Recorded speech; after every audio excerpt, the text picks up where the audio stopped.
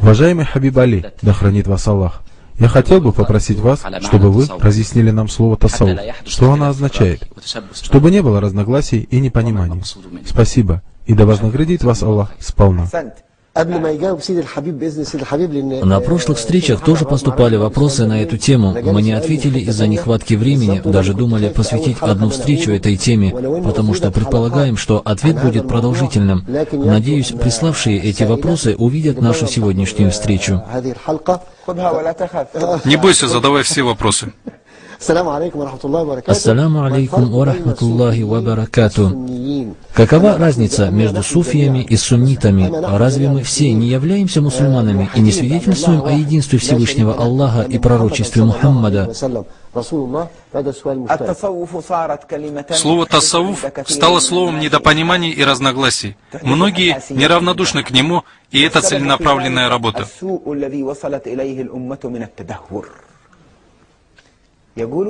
Как говорят, прежде чем принять какое-то решение, нужно понимать, что мы называем тассауфом. Так что же мы называем тассауфом, чтобы понять, хорошо это или плохо? Тассауф, который знали наши прежние имамы из салафунов, начиная от Хасан аль-Басри и заканчивая нашими наставниками, у которых нам довелось обучаться, это наука, которая занимается усовершенствованием третьей основы нашей религии, и это ихсан. Наука фикх занимается 4 основами ислама: намаз, пост, закат и хадж, и все, что с этим связано.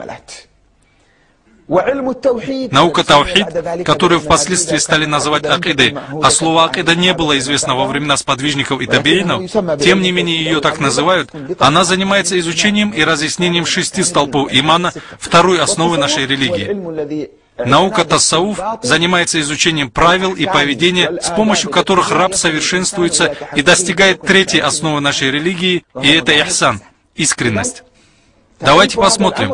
Судя по определению, это очень важный вопрос и великая степень, к которой мы должны стремиться. После всего этого у нас возникают вопросы. Откуда название? Откуда произошло название тассауф? Во времена пророка же не было слова тассауф. Ну что это за вопросы? Я просто не хочу называть это постыдным невежеством, так как люди, обладающие знаниями, не придираются к названиям. Назови как хочешь, если это название не является запрещенным. Важно не название, а то, что подразумевается под ним.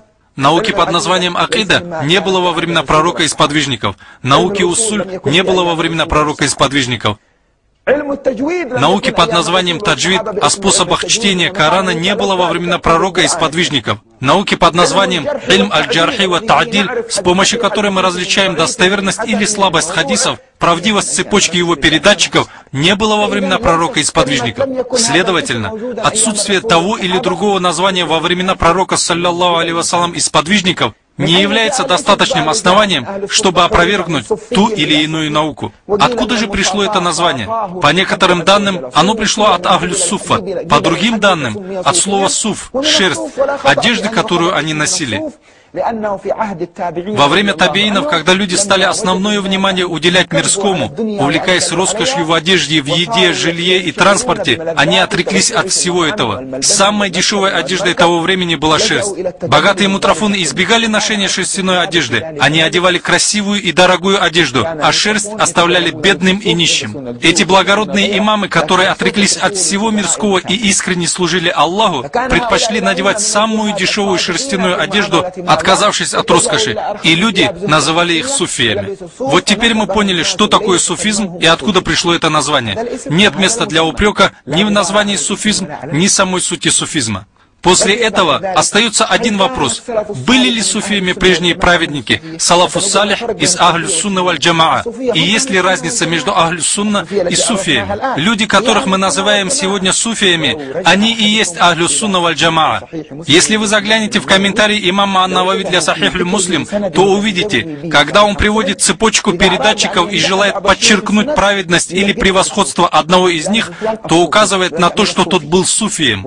Если вы откроете возьмете книгу Сиффату Саффа, или по-другому ее называют Саффату Саффа, автором которой является имам Хафиз ибн Джавзи, то увидите, что он привел там биографии суфийских шейхов, начиная с тех, которые жили в первом, втором и третьем столетии. Он сделал их и их биографию маяками, чтобы мы следовали за ними.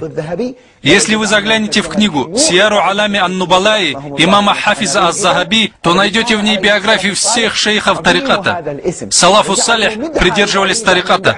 Когда они хотели указать на чье-то превосходство, то они подчеркивали, что он суфий.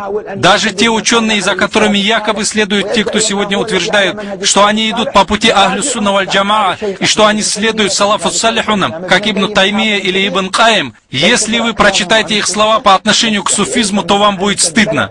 Ибн Таймия написал книгу «Ас-Суфия валь-Фукара». Также он выделил 2 главы в книге «Фатави суфизму». Он подчеркивает, что сам приводит некоторые хадисы по цепочке, в которой есть Абдул-Кадир Гилани, имам кадирийского тариката. Он также пишет слово «Кудиса сирруху» после имени Абдул-Кадира Гилани в книге «Фатави», а так принято писать у суфиев. У Ибн Каима тоже есть книга о суфизме, он назвал ее «Мадариджу саликин фи шархи маназили сайрина». «Маназилю сайрин» — это книга Абдуллаха ибн Харави. Ее переименовали в «Тахзибу Мадариджи саликин». Убрали слова, которые свидетельствуют о том, что Ибн Каим признает суфизм, добавили некоторые вещи и назвали «Тахзибу Мадариджи саликин». Говоря кратко, суфизм является сутью Корана и сунны пророка, саллаллаху алейхи вассалам. Это очищение сердца от порицаемых качеств и познания Аллаха. Чтобы узнать, обладают ли суфии подобными знаниями, нужно понять, какую роль они сыграли в исламской науке. Если говорить об исламских науках, все великие имамы были суфиями. Чтецы Корана, в том числе и эти наши уважаемые шейхи, не смогут привести цепочку передатчиков ни одного из 7 способов чтения Корана, если исключат из них суфийских шейхов.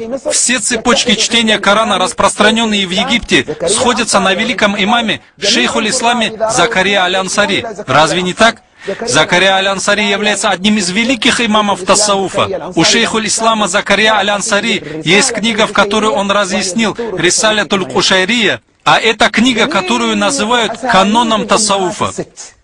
Ни один из передатчиков хадиса, приведенных в 6 самых известных и достоверных сборниках, не сможет привести цепочку передатчиков, кроме как через имамов тассауфа. Если сегодня мы допустим сомнения в отношении этих суфийских шейхов и имамов, через которых мы и получили Коран и сунну пророка, то завтра мы будем сомневаться и в истинности самого Корана и сунны пророка, саллаллаху алейхи вассалам, да сохранит нас Аллах от подобного. Если посмотришь на толкователей хадисов, то увидишь, что среди толкователей 6 известных сборников нет толкователя, не связанного с суфиями.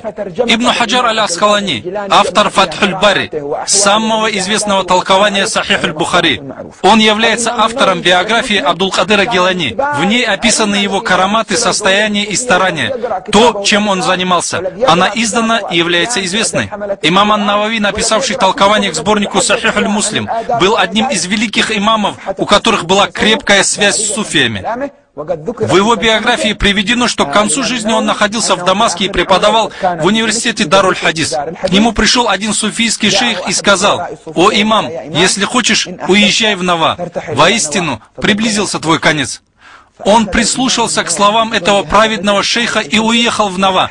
Не прошло и нескольких дней, как он перешел в милость Аллаха. Ему было 44 года. Тут может возникнуть вопрос, как шейх узнал о приближении его конца? Неужели они знают тайное? Абсолютную тайну Аллаха не знает никто, кроме самого Всевышнего Аллаха. Но Всевышний дает знать из своей абсолютной тайны определенную часть тому, кому пожелает. Ведь сказано: «Берегитесь проницательности му'мина, поистине он видит нуром Аллаха».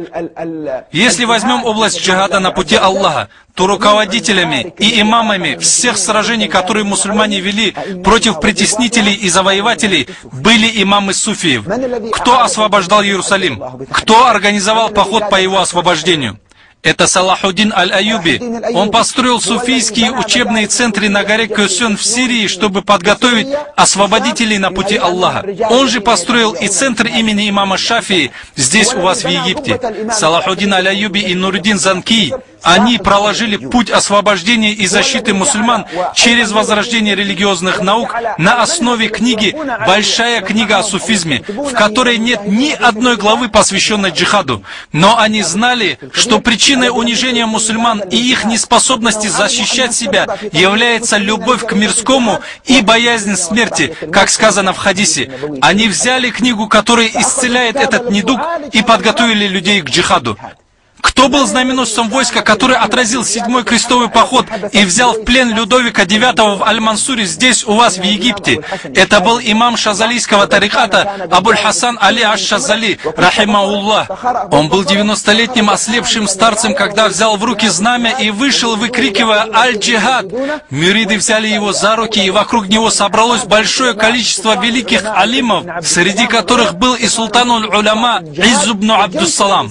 Они все находились на поле битвы и взяли в плен французского короля Людовика IX. Кто был знаменосцем войска, который под покровом ночи освободили большое количество мусульман из плена монголо-татар? Это был имам тариката Ахмадуль-Бадави. Кто возглавил противостояние марокканцев против колонизаторов?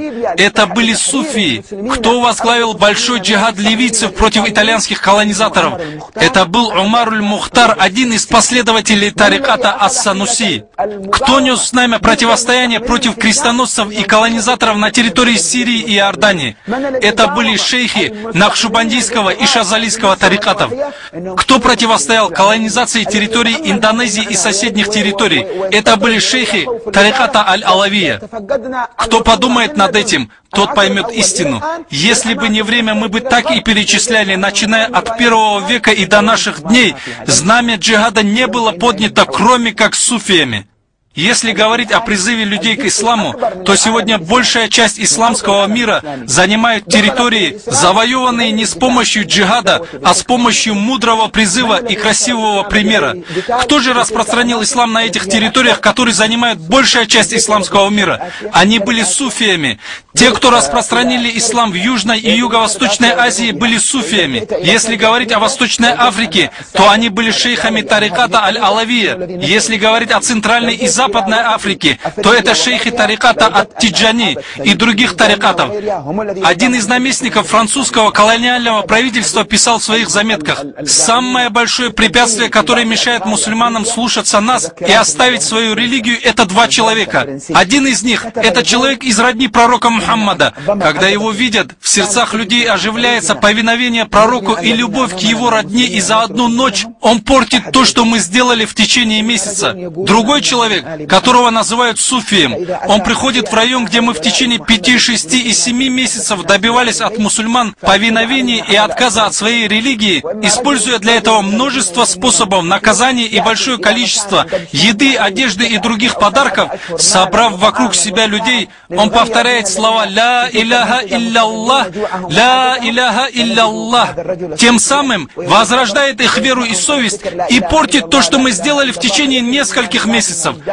Если говорить об экономике, то самые известные люди, которые проложили путь развития исламской экономики, установили торговые связи и обеспечили организацию рынков в дни расцвета исламской экономики, это были имамы суфиев. Джунайд, сын Мухаммада, правитель города Таиф, был владельцем торговых точек. Он был известным багдадским торговцем. Имам Абу Ханифа был одним из известных торговцев своего времени. Они были последователями суфизма. Великие имамы тасауфа занимались кто торговлей, кто земледелием, кто другой работой. Они своим примером и состоянием вдохновляли окружающих их людей на возрождение экономики. Посмотрите, в области джихада, в области экономики, в области исламского призыва и в области науки, на земле, которую мы видим, не в воображении или мечтах, неоценимую роль сыграли именно суфии. Людям, которые противостоят им сегодня, у меня один вопрос. Где ваш след в развитии нашей общины? Век суфиев и людей, почитающих суфизм, был веком расцвета ислама, а наш век, в котором появились люди, отрицающие суфизм и ругающие суфиев с мимбара в мечети и других мест, является веком, в котором упало знамя ислама в сердцах многих людей, еще до того, как оно упадет в городах. Есть еще одна проблема. Дело в том, что многие люди, называющие себя суфиями, позволяют себе делать то, что противоречит шариату. Это правда. Всегда были люди, выдававшие себя за суфиев. В наше время их стало особенно много. Это лже-суфии, истинный суфизм чист от таких людей. Джунайд бин Мухаммад установил правила по этому поводу, и он сказал: когда вы увидите человека, летающего на небе или ходящего по воде, не обманитесь этим, пока не взвесите его деяния на весах шариата. Если вы его найдете выполняющим повеления и остерегающимся запретов Всевышнего Аллаха, то он из авлия. И это его карамат, которым Аллах одарил его. А если он не придерживается повелений и запретов, то не обращайте на карамат внимания, он обманщик. Вот правила, по которым определяют истинных суфиев. Тассауф является шариатской наукой, так же как наука хадиса, наука фикха, наука тавсира, наука тавхида. Но есть люди, которые ложно выдают себя за ахлю тассауф. А разве в науке хадиса нет людей, выдающих себя за хадисоведов и приписывающих пророку ложь? Мы же не говорим, что появились люди, приписывающие пророку ложь. Давайте лучше оставим ильм хадис, чтобы избежать разногласий и сомнительного. Разве это будет правильно? Среди людей, называющих себя факихами, разве нет лжецов? Разве нет людей, издающих ложные фетвы и продающих религию за деньги? Среди толкователей Корана разве нет лжецов? Разве нет людей, которые целенаправленно неверно толкуют Коран? Мы же не говорим: все, чтобы избежать разногласий и сомнительного, давайте бросим науку тавсир. Этого никто не примет. Если мы отвергнем науку тассауф, являющуюся основой нашей религии, очищением сердца, достижением степени искренности, мы отвергнем самую важную основу нашей религии. Отказавшись от очищения сердца, места, куда смотрит Аллах, из-за лжецов и самозванцев, мы же отказываемся от нашей религии. Тогда нам придется отказаться и от других наук, в которых появились лжецы и самозванцы. Что же нам тогда делать? Необходимо обратиться к происхождению. Хочешь придерживаться суфизма? Смотри, у кого берешь тассауф, чтобы не попасть к самозванцам. Является ли он истинным шейхом? Обладает ли он знаниями в шариатских вопросах? Получил ли он эти шариатские науки по непрерывной цепочке? Если у него непрерывная цепочка людей, придерживающихся повелений и запретов Всевышнего Аллаха, с помощью которых он улучшил свой нрав и избавился от духовных пороков, соответствует ли его учение всем нормам и запретам шариата? Следует ли он сунне пророка, саллаллаху алейхи вассалам, в своих деяниях, состояниях и поведении? Искренен ли он в своих деяниях и предпочтении вечного перед временным? Подобен ли его нрав нраву пророка, саллаллаху алейхи вассалам? У людей возникают споры по поводу избрания шейха. Некоторые предъявляют какие-то требования, говорят, что шейхи творят чудеса, летают, рассказывают твои тайны, мол, ты дома сделал это, в ванной сделал то и так далее. Такой человек не является шейхом. Если ты воспользуешься шпионской аппаратурой, то легко можешь узнать все это. Или если свяжешься с джиннами, то они могут снабдить тебя такой информацией. Но настоящим чудом и превосходством является беспрекословное следование нормам шариата. Поэтому говорят, самое большое чудо – это безупречное следование нормам шариата. Это никак не отрицает проницательность верующих и превосходство одних над другими. Это имеет место у нас в шариате. Мы не отрицаем, что Аллах наделяет караматами своих праведных рабов авлия, но тем не менее, Он может быть праведником и не обладать степенью наставника, очищающего нафс. Правило такого, чтобы он соответствовал требованиям, которые мы перечислили. Может быть, мы потратили слишком много времени, отвечая на этот вопрос, как предупреждал ведущий, но это очень важный вопрос, и споры на этом вопросе приводят к большой опасности. Враги ислама пытаются любыми способами зародить в сердцах нашей молодежи недоверие к прежним праведникам, будь то суфии или другие, чтобы в последующем поколении уже можно было отрицать все наши науки, потому что они получены посредством этих сомнительных людей. Мы просим Аллаха, чтобы Он уберег нас от вражды и ненависти к Его любимцам и упреков в адрес прежних праведников. Ведь сказано: «Я объявляю войну тем, кто враждует с моими любимцами». Да поможет Он мне и вам сделать то, чем Он доволен. О Аллах, покажи нам истину истиной и помоги нам следовать за ней. Также покажи ложь ложью и помоги остерегаться ее. Мы не знаем ничего, кроме того, что Ты дал нам знать. Воистину Ты всезнающий и управитель всего сущего.